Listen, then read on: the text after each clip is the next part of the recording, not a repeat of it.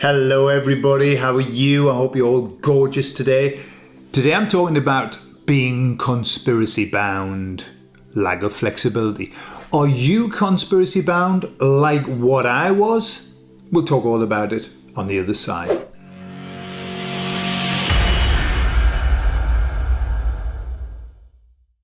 So, to continue this lack of flexibility, being bound, we're going to talk about being conspiracy bound. Now, I know I'm an expert on being conspiracy bound because I was. My awakening journey started now 17 years ago, maybe more, 18 years ago. And I delved and dove into the world of conspiracies. And I stayed there and I wallowed in it. I mean, at the beginning, I wasn't wallowing in it. I was enjoying it. I was loving it. It was absolutely incredible. It was incredible. But then I got stuck there. And that's all I would do, is every day looking at conspiracies and you know, what happened was the journey led me towards spirituality as well. But I was stuck there. And worse still, I was talking to my wife about this the other day, when the plan/demic happened, then it became worse. It was like every waking moment I was looking for information, looking to see when this was going to stop, when this was going to break, when the truth was going to come out. And I became obsessed with it. And so did my wife. It was an obsession. I was stuck there and I wasn't able to get out of it. The positive side of that, and I think there's a very positive side. I mean, I think what happened was the best thing that ever happened to the world. Truly, to all of us. It woke up this massive swathe of people. Beautiful. Massive swathe of people got woken up in that moment, in those years. And so that was good. And also, it made me start to live in the present moment. See, my focus was always on the future. I used to have a lot of anxiety. I was very future focused. I've never been past focused. Not interested. Done now. But the future, oof, I used to worry like hell about the future. When all of that madness started, I was in the present. It was like, right now, what is happening now? Okay? And that's good. I like that. And that stayed with me. And I feel very, very anchored to the present now. And I don't worry so much about the future. In fact, I don't worry about the future. The truth of the matter is, and I'll tell you for why. Why do I not worry about the future? For a couple of reasons. One is, during that period, I was contacted by the emissaries and they keep telling me, it's all okay. Everything's going to be okay. You know, there's a plan and it's going to work out and everything's going to be beautiful. So that's helped me a lot. But another reason why I don't worry about the future is the lesson that I learned during the COVID years. I was shitting myself and I was thinking, oh my God, what is going to happen? What about my children? What about my family? What about me? What about my life as I know it? Remember, they used to say the new normal. Can you remember that? I mean, that was talk about creating a fear. The new normal. We will never go back to what life was before. And they said that over and over again. And that used to frighten the shite out of me. To be honest, I was scared shitless. And then what happened was it stopped. And I learned that I was still alive, that my children were still fine. None of my children had to have any of those. Nor did I, nor did my wife. Some people chose to, but that was their choice. But all of the fear mongering, all of the this is what we're going to do and you don't have any choice. And boy, they use that a lot, and they're still using it. Like, this is going to happen and you can do nothing about it. What I realized was it was a big pile of bullshit. It's all postulation. That's how they work. They work with fear. That's what they want. They don't really care about outcomes. What they want is for you to be in fear all of the time. When you're in fear, their job's done. So their job is just to keep pouring out the fear mongering. That's it. So I learned that. And what I learned was, hang on a minute, all of the worry that I had was for nothing. Because it didn't happen. You know, that expression, I've learned in my life that if I worry about things a lot, they generally don't happen. That's why I worry about things, to make sure that they don't happen. That's where I was. I was worrying about everything. And then I realized it didn't happen. And I thought, Jesus Christ, I've just spent 3 years of my life shitting myself for nothing. Because nothing came of it. Yeah, it wasn't very nice at the time. It was, you know, the present moment was awful. But all of the lies and all of the warnings and all of the was bullshit. Just as it is now. Because they haven't got that power. They've got the power of the word. They've got the power of communication. They can send you the messages. But at the end of the day, they don't have the power that they would like us to think that they do. So that's what I learned. So that's why I find myself very happy in the present moment. Yes, it's lovely to watch what's happening. I love being updated, and I do spend a lot of time on my phone being updated on all of the things that are happening, good and bad. Okay, because I'm watching the war happen. I'm watching the Armageddon going on. So, you know, it's worthwhile. It's worthwhile spending a bit of time watching it. But I don't worry about the future.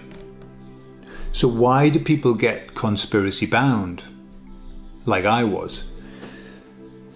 The reason that people are bound in conspiracies and stuck there is because they are going through a loss process. And I know I've talked about the loss process before, but it's worthwhile just highlighting it. So disbelief is the first stage of loss. Something happens. You can't believe it. I can't believe it. It's impossible. That cannot be the case. And then the next step is, shit, it is the case. Now I'm depressed, or now I'm angry. Right? So that depressed anger, that's where conspiracy bound people are. And they get stuck there. And lots of people get stuck there and they can't get out. You know, it's almost like, you know, when you're in fear and when you're in anger and depression, there are certain drugs that your body creates that become addictive. And you get stuck in this loop, this addictive loop of what's happening? Oh my God. Now, the issue with conspiracy bound people is this. Nobody wants to be with you. You are a pain in the arse when you're conspiracy bound. You are exceedingly boring. And not just to sleeping people, but just generally. You know, if you ever get into a group where you're with, you know, like-minded, spiritual people, awakened people, you've always got the two groups. You've got the people who get together and they're going, well, you know, and we know we're going to be saved and the world's lovely. And, you know, I was talking to my higher self and I had a download the other day. Yeah, so you get that group who've moved on, and I'll explain why. And then you've got the other people going, have you seen what, have you seen that? And have you heard, look, the Who, oh, we're all fucked. Okay? They're the conspiracy bound people. Now, we can't deny that step of anger and depression. We can't deny it. We can't just whiz through it. You've got to be there. It's part of the process. It's part of the way that we have to process loss. And remember, we've lost everything. Everything that we knew to be the case is lost. And so we must go through it. But it's when you get stuck there. You become really, really not a nice person to be with. And I know that because I kind of distanced a lot of my family because I was like that. And, you know, I used to speak out and say all of these things and people would be looking at me going, oh my God, just shut the fuck up. So, how do we get out of conspiracy bounding? It's easy. Not. It is easy. You've just got to know that there's another step. You see, we think we're there and we think there's nothing else. But there's another step, which is acceptance. When you get to acceptance, then it's like, okay, I accept that that's happening. I know that that's happening, but there's more. You know, I've got to come to terms with this. And then I've got to start making new plans. So how do you get to acceptance? Well, you have to work on the trauma. the trauma in the anger and depression, sadness. You need to work on that trauma. And I've had to do that. I know that. I did a chair therapy session with Vicky Cook. Hello, Vicky. And Vicky talked me through my trauma with the lines in the sky. I was traumatized by it, and it was affecting my happiness. It really was. And so we did that work and everything. And it's not, getting rid of the trauma is not a big deal. We have, me and my colleagues, we have a vast array of therapists that can help you get through that really quickly. If you're ready. Okay? Once you get through that, then you get to this acceptance. And the acceptance involves forgiveness. So that's what you've got to be ready for. You've got to be able to forgive what's happening. Does that mean you condone it? No, forgiveness has got nothing to do with condoning what's happening. It's wrong, but you forgive it. And the only thing that you're doing when you forgive is setting yourself free. Then you're not trapped. You're not conspiracy bound. And so then you can start to look at other things. Once you've accepted and forgiven it, the next stage is the most beautiful, the last one, which is then you can learn. Then you can process the information and understand how that helps you. Looking at it as a reframe. I know now everything that happens helps me to be stronger, helps me to be more focused, helps me to be more directed in what I do.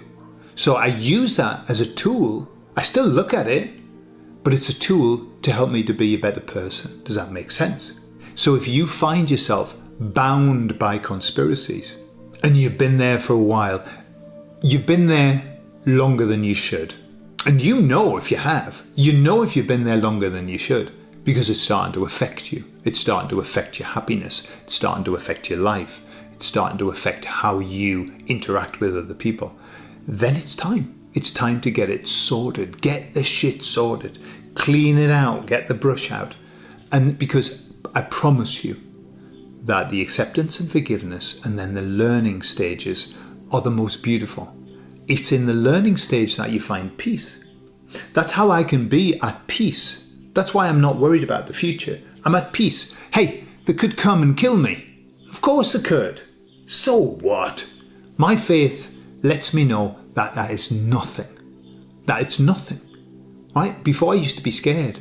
What if they come? What if they come? And so what if they do? And they probably won't. Okay? Is in my experience. So that's that acceptance. It's a beautiful place. It's a beautiful thing. It's a beautiful place. And it's where we all need to be. And I know lots of people who are watching this channel are already there. They're already there in that acceptance. In our group, Peaceful Rebellion, and by the way, you can join if you're a nice person. The link's in the video information. In that group, if somebody posts fear, people mention it and say, this is not the place for that. We're through that now. They go, yeah, well, it's just important for us to know. And they say, we already know that. We don't need to be regurgitating the same old shit. It doesn't change. It's, it's different face, same shit. And so lots and lots of our group now are saying, no, now's the time. We're in a different place. We're focusing on something different. Right? And that's just moving out of being conspiracy bound. So if you find yourself conspiracy bound, don't worry about it, because we've all been there. But just ask yourself, have I been here long enough to know what I need to know? And is it time to move out? If it isn't, if you've just gone in there, no, stay there. You must go through it. Stay there. Just don't stay there too long, right? Because it's much more beautiful on the other side. I love you all, and I'll talk to you all later. Bye-bye.